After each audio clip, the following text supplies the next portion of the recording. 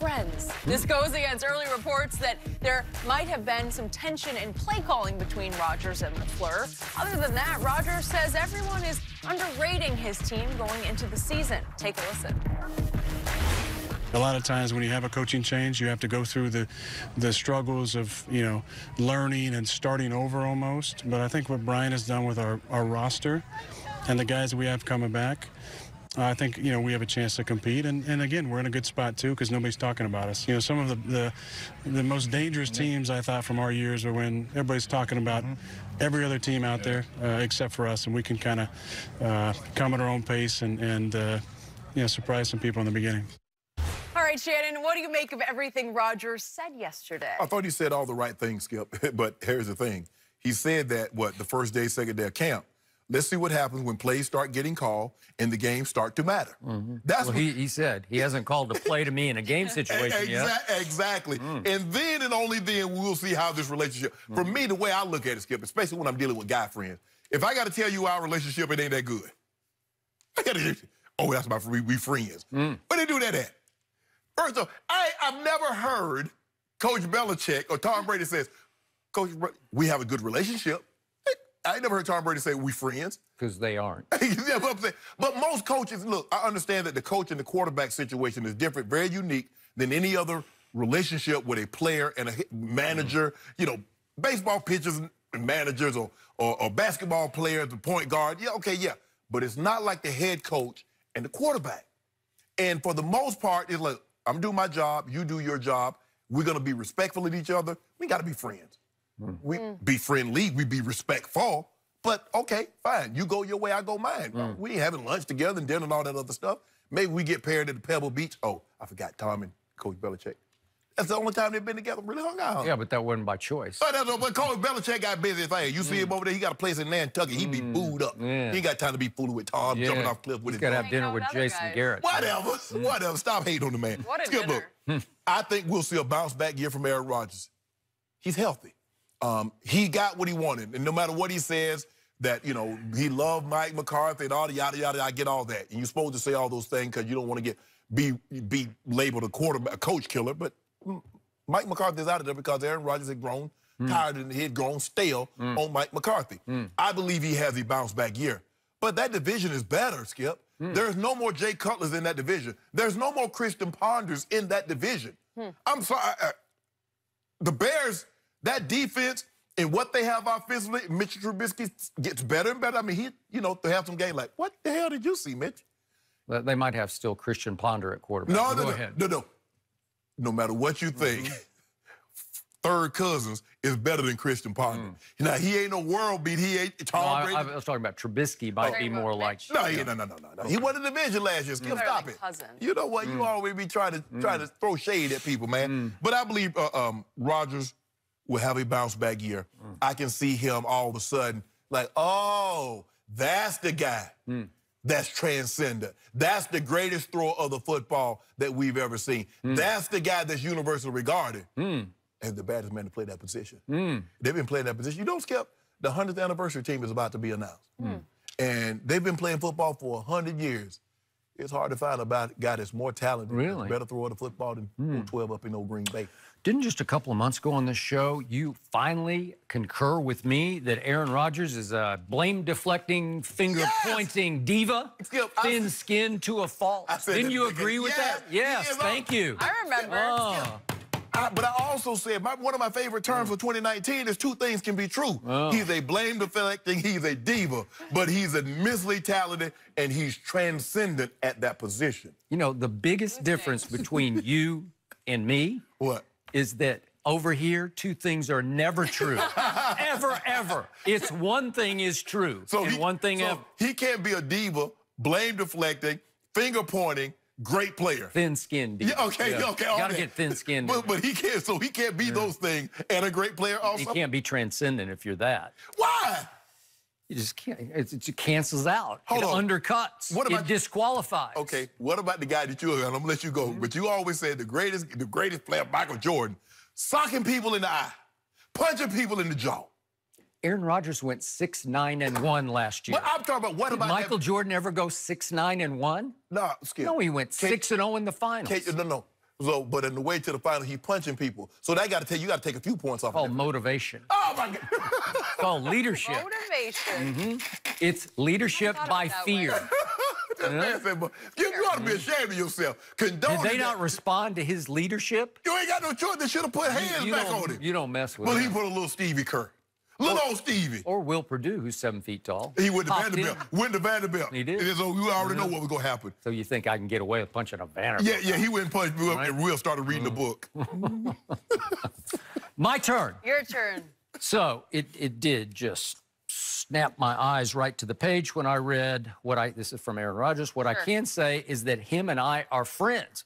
You're already friends. And by the way, just Isn't it he and I? quick point of clarification. It's Bugs me. It was a grammatical turnover by Aaron Rodgers. My biggest pet peeve Me is too. he and I versus him and I. Well, he is the subject of that clause of the I want y'all to stop. Him is No, the it's object. not. You know, it has to He be should- the object. he should know better. He went to Cal. He should know Or did he better. really go? Did he ever go to class at Cal? First of all, too. if Thank you're you. an English major, if you're a TV host, okay, it's him and I. But when you're a football player and you're just casually talking to a friend, you No, do it's come He on. and I. He and I. Get You it said right. it wrong too. He and I. Him and I. No.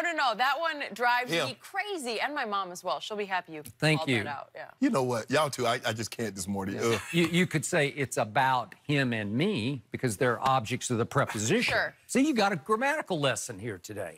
Good You thing needed we this got you covered, Shannon. because Don't you're worry. on TV. Y'all need to leave me alone. Yeah, How about that? What is that? Is that okay? Now, back to the reality of this.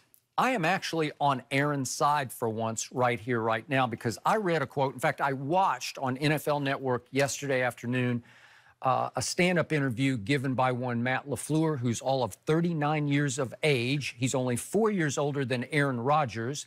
And the quote that we're using right here in the story is, this is from Matt LaFleur, first-time head coach of the Packers. It's not necessarily about what I've done in my past or what he's done in his past. And then he goes on to say, we have to come together. We have to be on the same page with this offense. So what he's saying is, it's not about what I've done in my past, as if he has a past. Yeah. What have you done? Like, okay, if this was, let's just say Andy Reid had become the coach of the Packers, he could say, it's not about what I've done, or because Andy Reid has, you know, he's gotten to a bunch of championship Or games. it was Josh McDaniels. Thank you. I wrote him down. That's my next name on the list. Maybe even, I'll even give you Kyle Shanahan. If he had taken over, you'd say, it's not about what I've done. It's about what we can do together. What have you done? And I'm going to reiterate this just quickly. He played quarterback, Matt LaFleur, at Saginaw Valley State. They're a good football team, though, Skip. Oh, okay. Division II, I think they're Division II. They're good. Are they? Okay. Yeah, I wouldn't know, but it's not like Cal, right? No. Okay. And then he was an offensive assistant there, and then at Central Michigan, assistant, Northern Michigan, Ashland. Then he started at the Houston Texans under Kyle Shanahan as the quality control coach. So you're just cutting up videos, right? Okay. Yes. And then because of Kyle, he takes you to Washington with it for a while. Then Shanahan's got fired. He goes to Notre Dame as the quarterback's coach. Then he's with Kyle as the quarterback's coach at Atlanta. Then 1 year he's with Sean McVay, and he's called the offensive coordinator. But you know and I know he was not the coordinator in 2017 of the Rams. Then last year, for the first time, Matt LaFleur got a pure offensive coordinator job where you are calling the shots for the Tennessee Titans, who finished 25th in yards last year and 27th in points scored under Matt LaFleur. That's what you've done. So it's not necessarily about what I've done. Well, that's all you've done. You've been a head coach how many years before? 0 years. You've been a true, pure coordinator 1 year, and you basically failed in that 1 year. And you called some bull jive. Okay, you called some bull jive, and now you're talking about what a challenge it is to coach Aaron Rodgers as if you're coming in to fix Aaron Rodgers, okay? And again, does Aaron Rodgers need some fixing? Yes, he does. He has declined the last 3 years statistically. But this guy, really? The audacity of him. Skip, Aaron Rodgers does not need any fixing. Aaron Rodgers needs to be held accountable. That's what Aaron Rodgers needs. Okay, so can Saginaw Valley State hold Cal accountable? Seriously. Well, they hired him, so he better. Well, can he? Well, I guess. If you're Aaron Rodgers, are you really looking up to Matt LaFleur? Seriously. Probably not. Probably not. But him and I are friends. Oh, okay. Oh, my God. How are they friends? Aaron's trying. You know, he's trying. He's really trying. This is train wreck waiting to happen. Well, he should have said that. Well, you know. We partners. We do things together. Okay. We don't. But, Skip, look, Aaron Rodgers understands. He knows what's at stake here. He knows that. He knows they've missed the playoffs the last 2 years. Prior to that, they had gone to the playoffs eight consecutive years. He hears what you just said, that his play is starting to decline, although I don't believe that. 25-2 says otherwise, in which he was hurt, got hurt first game of the season, sucked it up, gutted it out, and still was there for his teammates. That means something. But, yeah, dude, why you got to... See, he even tried to look like Kyle Shanahan. Yeah, he does, actually. He's got a little Kingsbury going, too, there. You know what? Yeah, we're going to talk about him a little later, too. We are. Aaron Rodgers will be just fine. He's gonna be heavily involved in the MVP conversation. So obviously, I cannot get LeBron James out of my mind because I just went train wreck in Cleveland. I went train wreck in Green Bay. And LeBron's one real movie was Trainwreck, right? Because Space Jam 2. That's a great movie. He was great, wasn't he? He was actually really good in that. Played himself, but now I don't know what's going to happen with this Space Jam 2. Because he already fired the coach, and I don't know. Blockbuster. Blockbuster? A blockbuster. He won't be able to live up to that guy in Chicago. How you gonna make more money than that guy? I bet that movie make more money. Okay. Well, a lot of times people go to see a movie that's a bomb, right? Because they get talked into it. They get fooled. Are you going to see it? I'll go. I No, you won't. No, you won't. It's my job. We'll go together. Just my job. bonding experience. No, I need to go to iPick. I need to sit back and relax. Order me a couple of drinks. You know, that's what I need. I can't just go to the movie. Well, you know, LeBron's life story opens today. Once upon a time in Hollywood. Whatever. Once upon a time in Hollywood. I do want to see that as well. Are you for real? I'm seeing it at 1 o'clock. Big movie buff over here. Is that a true story? What? Once upon a time. What about it? Coming out. I think that's Brad Pitt. Tarantino. That's Brad Pitt and what do you mean? You just now got it? No, what are you talking about? I was like, hold on. It's the movie of the year. I was like, you should already have your ticket to it. I was like, LeBron got a movie coming out, and he had already sent me an early release of it. I was like, I think we're on the same page today. I was about to Shannon's a step behind us. You got to get with the program. I'm not going to see that. Yes, you got to see it. It's Quentin Tarantino. I know. You're good? Okay, I'll probably see it. I'll let you know. We are going to talk about LeBron. Is everyone underrating Shannon's Lakers? We will discuss that one. I think he and I agree next.